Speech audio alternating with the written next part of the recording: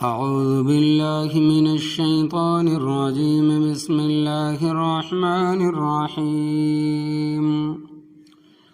أولئك الذين اشتروا الضلالة بالهدى فما ربحت تجارتهم وما كانوا مهتدين.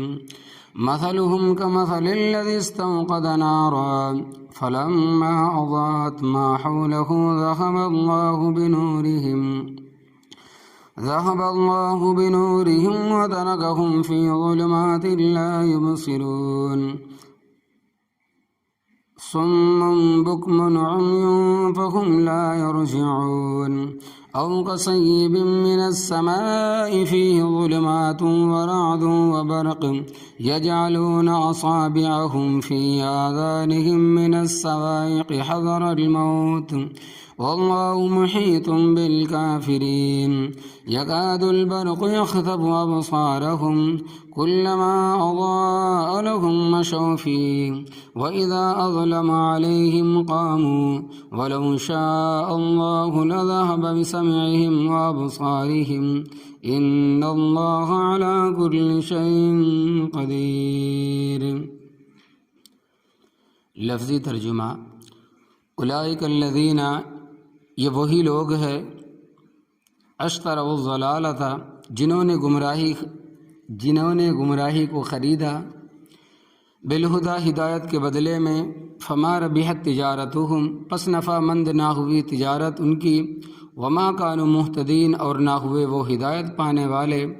مثلہم، مثال ان کی، کمثل الذی، اس شخص کی طرح ہے، استوقد نارا، اس نے آگ جلائی، فلما اضاءت، پس جب روشن کر دیا اس آگ نے، ما حولہ، اس جلانے والے کے ارد گرد کو، ذہب اللہ بنورہم، لے گیا اللہ تبارک و تعالی ان کی روشنی کو، وترکہم فی ظلمات، اور چھوڑ دیا ان کو اندھیروں میں، لا یبصرون، وہ نہیں دیکھ سکتے، سمن، بہرے ہیں، بکمن، گونگے ہیں، عمیٌ، اندھے ہیں، فہم لا یرجعون، وہ نہیں لوٹتے. او کصیب، یا ان کی مثال ہے بارش کی طرح، من السماء، جو آسمان کی طرف سے نازل ہوئی ہے، فیہ ظلمات، اس میں اندھیرے ہیں، ورعد، اور کڑک ہے، وبرق، اور بجلی ہے، یجعلون اصابعہم، کرتے ہیں اپنی انگلیاں، فی آذانہم، اپنے کانوں میں، من الصواعق، بجلی کی وجہ سے، حذر الموت، موت سے ڈرتے ہوئے، واللہ محیط، اور اللہ تبارک و تعالی گھیرنے والا ہے، بالکافرین، کافروں کو، یکاد البرق، قریب ہے کہ بجلی، یخطف ابصارہم، اچک لے ان کی آنکھوں کو، کلما اضاء لہم، جب کبھی روشنی ہوتی ہے ان کے لیے، مشوا فیہ، اس میں چل پڑتے ہیں، وَإِذَا أَظْلَمَ عَلَيْهِمْ، اور جب اندھیرا چھا جاتا ہے ان پر، قاموا، تو ٹھہر جاتے ہیں، وَلَوْ شَاءَ اللَّهُ، اور اگر اللہ تبارک و تعالی چاہے،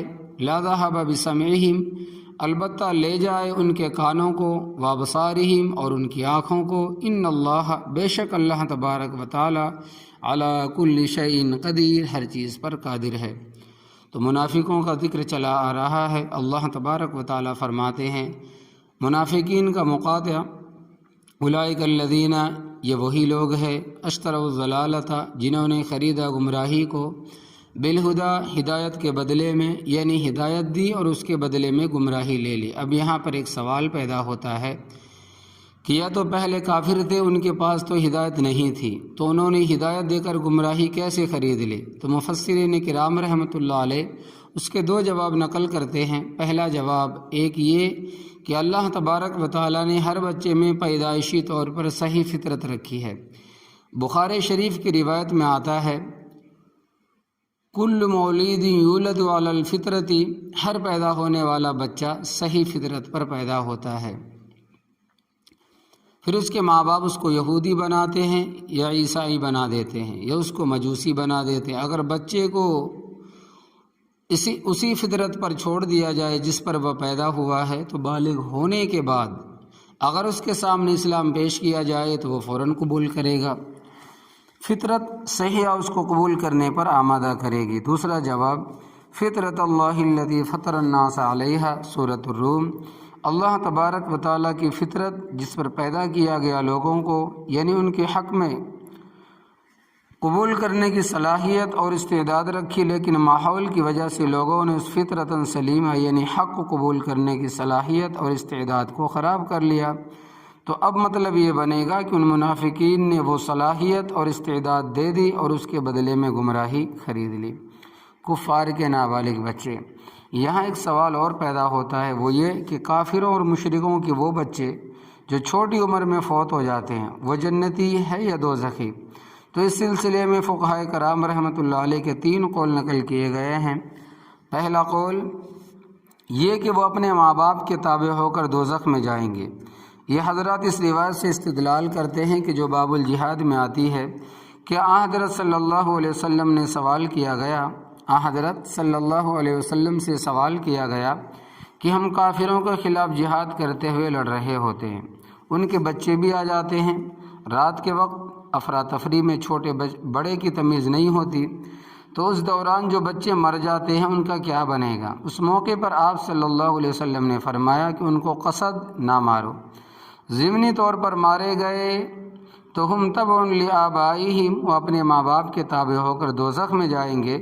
محققین حضرات اس روایت کا مفہوم بیان فرماتے ہیں کہ روایت جہاد کے موقع کی ہے کہ مارنا تو تم نے بڑوں کو تھا، اتفاقاً اس موقع پر جو چھوٹے قتل ہو گئے ان کی وجہ سے تم پر کوئی پکڑ نہیں ہے، کوئی گرفت نہیں ہوگی، کیونکہ لڑائی کے دوران ایسا ہو جاتا ہے، لہذا وہ اپنے ماں باپ کے تابع ہے۔ دوسرا قول فقہائے کرام رحمۃ اللہ علیہ کا دوسرا گروہ کہتا ہے کہ کافروں اور مشرکوں کے بچے جنتی ہے، کیونکہ جب تک بالغ نہ ہو جائے وہ مکلف نہیں ہوتا، یعنی اس پر شریعت کے حکام لاگو نہیں ہوتے۔ حدیث پاک میں آتا ہے کہ رفع القلم عن ثلاث، 3 قسم کے آدمیوں سے قلم اٹھا لی گئی ہے، ان میں الصبی حتی یحتلم، بچہ جب تک بالغ نہ ہو جائے اس پر شریعت کے حکام لاگو نہیں ہوتے۔ جب اس پر شرعی حکام ہی لاگو نہیں ہوتے تو اللہ تبارک و تعالیٰ کی رحمت سے بعید ہے کہ وہ اس کو دوزخ میں پھینکے۔ پھر طبرانی شریف جو حدیث کی کتاب میں اس میں روایت آتی ہے کہ حضرت صلی اللہ علیہ وسلم سے سوال کیا گیا کہ حضرت کافروں کے جو چھوٹے بچے فوت ہو جاتے ہیں ان کے متعلق کیا حکم ہے؟ تو آپ صلی اللہ علیہ وسلم نے فرمایا کہ اطفال المشرکین خدم اہل الجنتی، مشرکوں کے بچے جنتیوں کے خادم ہوں گے۔ مودودی صاحب مرحوم کا غلط موقف اور مودودی صاحب مرحوم سے حوروں کے متعلق پوچھا گیا، اور مودودی صاحب مرحوم سے حوروں کے متعلق پوچھا گیا کہ وہ کون ہے، تو انہوں نے فتویٰ دیا کہ حوریں کافروں کی لڑکیاں ہیں جو بالغ ہونے سے پہلے فوت ہو گئی ہے۔ یہ بات انہوں نے قرآن پاک کی تفسیر میں لکھی ہے، حالانکہ یہ بات بالکل غلط ہے، کیونکہ حوروں کے متعلق حدیث پاک میں آتا ہے خلقت من المسکی، حوریں کستوری سے پیدا کی گئی ہے۔ لہذا جو علماء مسائل میں مودودی صاحب کی تردید کرتے ہیں وہ غلط نہیں کرتے بلکہ صحیح کرتے ہیں۔ قاضی حسین احمد بڑا ہوشیار آدمی ہے، وہ کہتا ہے کہ ہم نے اپنے منشور میں لکھوا دیا ہے کہ ہم مودودی صاحب کے غلط مسائل کی تردید کرتے ہیں، ویسے ہم سیاسی طور پر ان کی اتباع کرتے ہیں۔ یہ اس نے بڑی جرت کی بات کی ہے، اس نے منشور بدل دیا ہے، اس بات کی وجہ سے اب عوام ان کے ساتھ مل گئی ہے۔ بہرحال حوروں کا مادہ مٹی نہیں ہے، وہ جنت ہی کی مخلوق ہے۔ تیسرا قول فقہائے کرام رحمۃ اللہ علیہ کا تیسرا گروہ کہتا ہے کہ اللہ تبارک و تعالیٰ ہی بہتر جانتا ہے، اللہ تبارک و تعالیٰ جس طرح چاہیں گے فیصلہ فرمائیں گے۔ بخاری شریف میں روایت آتی ہے کہ حضرت صلی اللہ علیہ وسلم سے پوچھا گیا کہ کافروں کے بچے جو چھوٹی عمر میں فوت ہو جاتے ہیں ان کے متعلق کیا حکم ہے، جنتی ہے یا دوزخی ہے؟ تو آپ صلی اللہ علیہ وسلم نے فرمایا اللہ اعلم بما كانوا عاملین، اللہ تبارک و تعالیٰ ہی بہتر جانتا ہے کہ انہوں نے بڑے ہو کر کیا کرنا تھا۔ امام ابو حنیفہ رحمۃ اللہ علیہ کا فرمان، اور امام ابو حنیفہ رحمۃ اللہ علیہ فرماتے ہیں کہ ہم ان کو نہ تو قطعی طور پر جنتی کہتے ہیں اور نہ قطعی طور پر دوزخی کہتے ہیں، ان کا معاملہ اللہ تبارک و تعالیٰ کے ساتھ ہے۔ بہرحال بات یہ ہو رہی تھی کہ کافروں کے پاس تو ہدایت تھی ہی نہیں، تو انہوں نے ہدایت کے بدلے میں گمراہی کس طرح خرید لی؟ تو تو مفسرین کرام میں اس درج ذیل جوابات دیے ہیں۔ اس کا ایک جواب تو یہ دیا ہے کہ اللہ تبارک و تعالیٰ کی طرف سے جو فطرتاً سلیمہ اسلام کے قبول کرنے کی صلاحیت اور استعداد عطا ہوئی تھی، اس کے بدلے میں انہوں نے گمراہی خرید لی۔ دوسرا جواب یہ دیا ہے کہ اس جہان کی حیثیت منڈی اور دکان کی ہے۔ دکان میں 1 نمبر کی چیزیں بھی ہوتی ہے اور 2 نمبر چیزیں بھی ہوتی ہے، مہنگی چیزیں بھی ہوتی ہیں اور سستی چیزیں بھی ہوتی ہیں۔ تو ان بیوقوفوں نے 1 نمبر چیز ہدایت کو خریدنے کے بجائے 2 نمبر کی چیز گمراہی خرید لی، کیونکہ دنیا میں ہدایت بھی ملتی ہے اور گمراہی بھی ملتی ہے۔ تو اس طرح انہوں نے ہدایت کے بدلے میں گمراہی خریدی۔ ایسا نہیں کہ پہلے ان کے پاس ہدایت تھی، وہ دے کر اس کے بدلے میں گمراہی خرید لی۔ فما ربحت تجارتہم، پس نفع مند نہ ہوئی تجارت ان کی، کیونکہ تجارت تو ہوتی ہے فائدے کے لیے، اور انہوں نے اچھی چیز کے بدلے بری چیز لے لی، یہ تو بڑے خسارے کا سودا ہوا ہے۔ وما كانوا مہتدین، اور نہ ہوئے وہ ہدایت پانے والے۔ آگے اللہ تبارک و تعالیٰ نے 2 مثالوں کے ذریعے ان کی حالت کو بیان فرمایا ہے۔ ارشاد باری تعالیٰ ہے، مثلہم، مثال ان کی کمثل الذی، اس شخص کی طرح ہے جس نے اندھیرے اور تاریکی میں استوقد نارا، آگ جلائی تاکہ اس کی روشنی سے فائدہ حاصل کرے۔ فلما اضاءت ما حولہ، پس جب روشن کر دیا اس آگ نے اس جلانے والے کے ارد گرد کو اور وہ خوش ہو گیا کہ روشنی ہو گئی ہے، تو اچانک آندھی اور طوفان آ گیا، اس نے آگ بجھا دی۔ ذہب اللہ بنورہم، لے گیا اللہ تبارک و تعالیٰ ان کی روشنی کو، نہ وہ آگے کے رہے اور نہ پیچھے کے۔ وترکہم فی ظلمات، اور چھوڑ دیا ان کو اندھیروں میں، لا یبصرون، وہ نہیں دیکھ سکتے۔ منافقین کی پہلی مثال، یہ مثال ان پر اس طرح فٹ آتی ہے کہ یہ منافق کفر شرک کے اندھیروں میں پھنسے ہوئے تھے۔ جس طرح اندھیرے میں پھنسا ہوا آدمی آگ جلاتا ہے کہ اس کی روشنی سے فائدہ اٹھائے، انہوں نے کلمہ پڑھا تاکہ اس سے فائدہ اٹھائے، چنانچہ اس سے ان کو مال غنیمت ملا، زکاتیں ملی، صدقات اور خیراتیں حاصل ہوئی، مسلمانوں کی سختی سے بچے، زبانی کلمہ پڑھنے سے ان کو یہ کچھ حاصل ہوا، مگر کتنی دیر تک؟ صرف سانس نکلنے کے وقت تک۔ اس روشنی نے نہ تو ان کا ساتھ قبر میں دیا، نہ حشر میں ساتھ دے گی۔ اگر وہ کلمہ اخلاص کے ساتھ پڑھتے تو ہمیشہ کے لیے ساتھ دیتا۔ اب جب اللہ تبارک و تعالیٰ نے ان کی جان نکال لی تو اندھیرے میں رہ گئے۔ بہرے، گونگے، اندھے کے معنی، سمن بہرے ہے، بکمن گونگے ہے، عمیون اندھے ہے۔ اس کا یہ مطلب نہیں کہ دنیا میں جتنے کافر اور منافق ہیں وہ نہ تو سنتے ہیں، نہ بولتے ہیں اور نہ دیکھ سکتے ہیں، بلکہ مطلب یہ ہے کہ وہ حق بات سننے سے بہرے ہے، حق بات کہنے سے گونگے ہے، حق بات کے نشانات دیکھنے سے اندھے ہے۔ جیسا کہ ہمارے حکمران ہے، ساری باتیں سنتے مگر مظلوم کی فریاد نہیں سنتے۔ لمبی لمبی تقریریں کریں گے، سننے والا کہے گا ان سے زیادہ مخلص کوئی اور نہیں، لیکن حق کی بات زبان سے نہیں نکلے گی، حق کے معاملے میں گونگے ہیں۔ زمین، آسمان، چاند، سورج، ستارے، پہاڑ، دریا سب ان کو نظر آتے ہیں، مگر کمزوروں پر ظلم ہوتا ان کو نظر نہیں آتا۔ غریب اور مظلوم عوام کی غربت اور بے کسی ان کو نظر نہیں آتی، لوگوں کی تکلیفیں اور پریشانیوں کو نہیں دیکھ سکتے، اس سلسلے میں اندھے ہیں۔ بخاری شریف میں حدیث کے الفاظ ہیں کہ قیامت کی نشانیوں میں سے ایک نشانی یہ بھی کہ انترا سمن بکمن عمین ملوک الارض، یہ کہ تو دیکھے گا کہ بہرے، گونگے اور اندھے زمین کے بادشاہ ہیں۔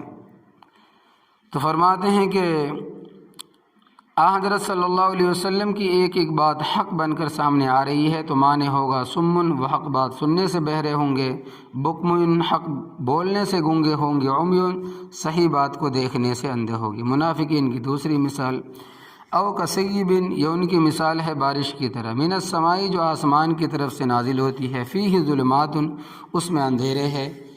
ظاہر بات ہے کہ جب بارش ہوتی ہے تو اس وقت اندھیرا سا چھا جاتا ہے، ورادن، اور کڑک ہے، وہ برقن، اور بجلی ہے۔ بات سمجھنا، اللہ تبارک و تعالیٰ کی طرف سے روحانی بارش نازل ہوئی قرآن پاک کی شکل میں، اس میں کفر پر جو وعیدیں ہیں اور عذاب کا ذکر ہے اس کو تشبیہ دی ہے رادن، کڑک کے ساتھ، اور قرآن کریم میں جو حقانیت کے دلائل ہے ان کو برقن، چمک کے ساتھ تشبیہ دی ہے۔ یعنی جب قرآن کریم نازل ہوا ہے ہر طرف کفر کی تاریکی چھائی ہوئی تھی، تو قرآن کریم نے کفر و شرک پر وعید سنائی، اور قرآن کریم میں بڑے واضح دلائل ہیں جن سے حق اور باطل میں تمیز ہو سکتی ہے۔ لیکن جب دلائل کی بجلی چمکتی ہے تو یہ منافق یجعلون اصابعہم کرتے ہیں، یعنی ڈالتے ہیں اپنی انگلیاں فی آذانہم اپنے کانوں میں، من الصواعق کی بجلی کی وجہ سے، کیونکہ جب بجلی گرتی ہے تو اس سے آدمی جانور بھی مر جاتے ہیں اور بھی بڑا نقصان ہوتا ہے۔ تو یہ قرآن کریم کے دلائل کو بجلی سمجھتے ہیں۔ حذر الموت، موت کے ڈر سے ایسا کرتے ہیں۔ ان میں طاقت نہیں ہے کہ قرآن کریم کی آیتیں سنیں، اس لیے کانوں میں انگلیاں دے لیتے ہیں۔ اور 7ویں پارے میں آتا ہے کہ وَهُمْ يَنْهُونَ عَنْهُ وَيَنْهَوْنَ عَنْهُ، اور وہ کافر قرآن پاک کو سننے سے منع کرتے ہیں اور وہ خود قرآن کریم سے دور بھاگتے اور کہتے ہیں کہ لا تسمعوا لهذا القرآن، نہ سنو اس قرآن کو، اور جب قرآن کریم کی تلاوت ہو رہی ہو تو والغوا فیہ، شور مچاؤ تاکہ کوئی اور بھی نہ سن سکے۔ واللہ محیط بالکافرین، اور اللہ تبارک و تعالیٰ گھیرنے والا ہے کافروں کو، قدرت کے لحاظ سے بھی اور علم کے اعتبار سے بھی۔ یکاد البرق، قریب ہے کہ وہ بجلی، یخطف ابصارہم، اچک لے ان کی آنکھوں کو، وہ بجلی اتنی تیز ہے کہ ان کی آنکھوں کی روشنی کو ختم کر دے۔ حکماء نے لکھا ہے کہ جب بجلی چمکے اس کی طرف نہ دیکھو، اور اتباع نے بھی لکھا ہے کہ اس کی چمک اتنی تیز ہوتی ہے کہ اس کی طرف دیکھنے سے بینائی ختم ہو سکتی ہے اور ہو جاتی ہے۔ اسی طرح سورج گرہن ہو تو اس وقت سورج کی طرف دیکھنے سے بھی بینائی ختم ہو جاتی ہے۔ نظام قدرت بڑا عجیب ہے۔ فرمایا کہ کلما اضاء لہم، جب کبھی روشنی ہوتی ہے ان کے لیے بجلی کے چمکنے سے، مشوا فیہ، اس میں چل پڑتے ہیں۔ وَإِذَا أَظْلَمَ عَلَيْهِمْ، اور جب اندھیرا چھا جاتا ہے ان پر، قاموا، تو ٹھہر جاتے ہیں۔ اور بعض حضرات نے اس کا یہ مطلب بھی بیان کیا ہے کہ ان منافقوں کو جب مال غنیمت میں سے یا صدقہ و خیرات اور مال زکوٰۃ میں سے کچھ مل جاتا ہے تو اس کی چمک سے فائدہ اٹھاتے ہوئے ساتھ ساتھ چل پڑتے اور کہتے ہیں کہ ہم تمہارے ساتھ ہیں، اور جب کچھ نہیں ملتا تو اندھیرا چھا جاتے تو ٹھہر جاتے اور کافروں کو کہتے ہیں کہ انا معکم، ہم تمہارے ساتھ ہیں۔ ولو شاء اللہ، اور اگر اللہ تبارک و تعالی چاہے، لذهب بسمعہم، البتہ لے جائے ان کے کانوں کو، وابصارہم، ان کی آنکھوں کو، ان اللہ، بے شک اللہ تبارک و تعالی علی کل شیء قدیر ہے، ہر چیز پر قدرت رکھتا ہے۔ پنڈت دیانند سرسوتی کا اعتراضات، یہاں ایک بات ذہن نشین کر لیں کہ یہ کہ قرآن کریم جب سے نازل ہوا ہے بد باطن لوگ اس پر اعتراضات کرتے ہیں اور اپنے منہ کی کھاتے ہیں۔ اعتراضات کرنے والوں میں سے ایک بہت بڑا خبیث پنڈت دیانند سرسوتی گزرا ہے، یہ آریہ سماج کا لیڈر تھا۔ اس نے ایک کتاب لکھی ہے ستیہ رتھ پرکاش، اس کے 14ویں باب میں قرآن پاک پر اعتراضات کیے گئے ہیں اور بڑی گندی زبان استعمال کی ہے۔ قرآن کریم کے نازل کرنے والے یعنی رب تعالیٰ کو اس نے بے ایمان، جاہل اور بدو کہا ہے، العاذب اللہ، نعوذ باللہ، اور اپنے آپ کو محقق کہتا ہے۔ اور اس کا اندازہ یہ ہے کہ پہلے قرآن کریم کی آیت کا ترجمہ نقل کرتا ہے، پھر آگے لکھتا ہے کہ محقق کہتا ہے کہ چنانچہ اس نے اس آیت کریمہ پر بھی اعتراضات کیا ہے۔ لکھتا ہے کہ اے مسلمانوں، تم قرآن میں پڑھتے ہو کہ اللہ تبارک و تعالی ہر چیز پر قادر ہے، مجھے یہ بتاؤ اللہ تبارک و تعالی چوری اور زنا پر بھی قادر ہے؟ تو ہمارے اور اللہ کے درمیان کیا فرق ہوا؟ اور اگر قادر نہیں ہے تو پھر تمہارا قرآن سچا نہیں ہے۔ مولانا محمد قاسم نانوتوی رحمۃ اللہ علیہ کا جواب، اللہ تبارک و تعالی جزائے خیر عطا فرمائے قاسم العلوم والخیرات حضرت مولانا محمد قاسم نانوتوی رحمۃ اللہ علیہ کو، انہوں نے اس دور میں بہت ساری کتابیں لکھی، ان میں سے ایک کتاب انتصار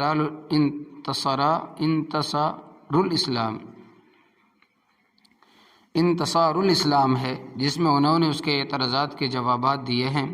اس اعتراضات کا حضرت نے جو جواب دیا اس کا خلاصہ یہ ہے کہ حضرت فرماتے ہیں کہ پنڈت جی، چوری کی تعریف ہے کہ آپ غیر کی ملک میں ہاتھ ڈالیں، آپ غیر کی ملک میں ہاتھ ڈالیں، آپ اپنی ملک میں سے کسی چیز کے لینے کو چوری نہیں کہتے، پہلے کسی چیز کے متعلق یہ ثابت کر دو کہ اللہ تبارک و تعالیٰ کی ملک نہیں ہے اور فلاں کی ملک ہے، ملک ہے، پھر چوری کی بحث آئے گی۔ جب دنیا کی تمام چیزیں اللہ تبارک و تعالیٰ کی ملک ہے تو ان میں چوری کا سوال کس طرح پیدا ہو گیا؟ اور رہی بات زنا کی، تو زنا کے لیے زنانہ مردانہ آلات کی ضرورت ہے۔ پہلے رب تعالیٰ کے لیے وہ آلات ثابت کرو، پھر زنا کی بات ثابت، پھر زنا کی بات ثابت ہوگی۔ رب تعالیٰ کی ذات ان تمام چیزوں سے پاک ہے، رب تعالیٰ تمام اوصاف سے متصف ہے، اور اس کی وہ صفتیں ہماری طرح نہیں ہے، ارشاد ربانی ہے لیس کمثلہ شیء، اس کے مثل کوئی شے نہیں، کوئی چیز نہیں۔ ان کے کان ہمارے کانوں کی طرح نہیں، ان کی زبان ہماری زبان کی طرح نہیں، اس کے ہاتھ ہمارے ہاتھوں کی طرح نہیں، اس کے پاؤں ہمارے پاؤں کی طرح نہیں۔